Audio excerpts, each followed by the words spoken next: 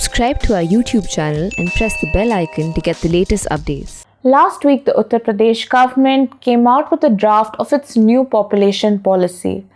The legislation, which aims to bring down the birth rate in the most populous state of the country, has proposed a two-child policy as per which persons having more than 2 children will be barred from contesting in the local body elections, applying to government jobs and being promoted in these jobs, and even receiving any sort of government subsidies. Now, ever since this policy was unveiled, it has been mired in controversy as opposition parties have described it as undemocratic and even communal.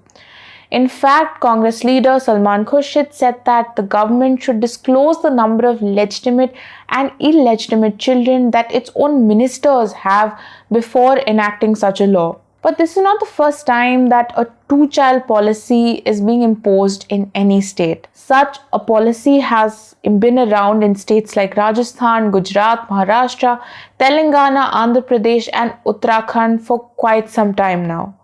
So let's have a look at what the legislation in these other states say and how they compare to the one being proposed in Uttar Pradesh. In Rajasthan, as per the Rajasthan Panchayati Raj Act of 1994, people having more than 2 children will not be allowed to contest in the Panchayati elections. Prior to 2018, the state government had also mandated compulsory retirement to government employees upon the birth of their 3rd child.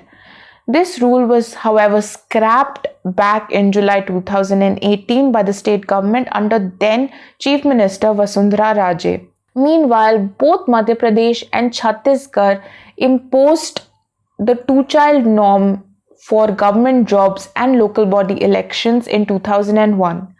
4 years later, both states ended up discontinuing this rule as it was not applicable for assembly and parliamentary elections. In Madhya Pradesh, an amendment to the Madhya Pradesh Civil Services General Condition of Services rules made the two-child policy a criterion for government jobs and judicial services.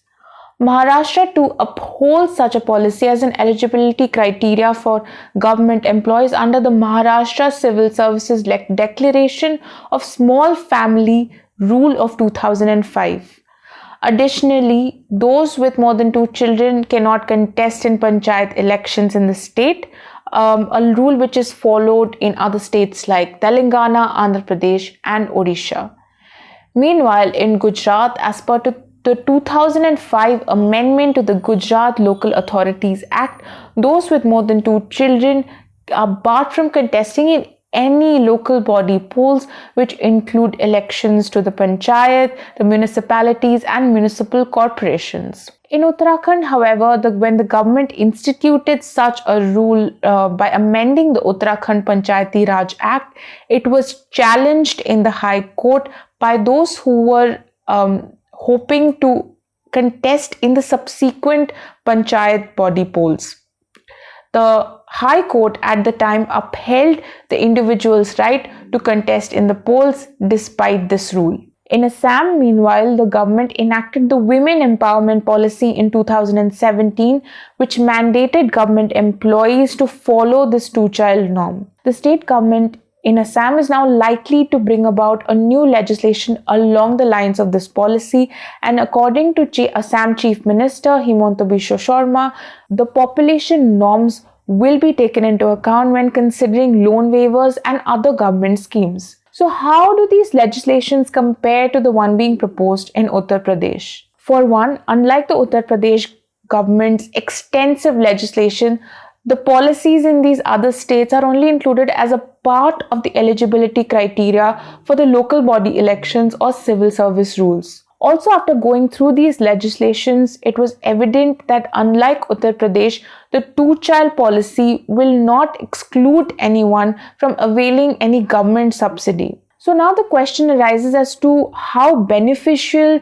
such a policy be in terms of controlling population growth. The Prince spoke to Dr. P. Arokya Swami of the Mumbai-based International Institute of Population Sciences, who was of the opinion that such a policy is not really beneficial in controlling the birth rate. According to him, states like Kerala and Tamil Nadu had already seen a drastic drop in its fertility rates without such a policy being imposed, and Uttar Pradesh was already on a low fertility trajectory and just needs a last push in terms of improving its developmental indicators like healthcare.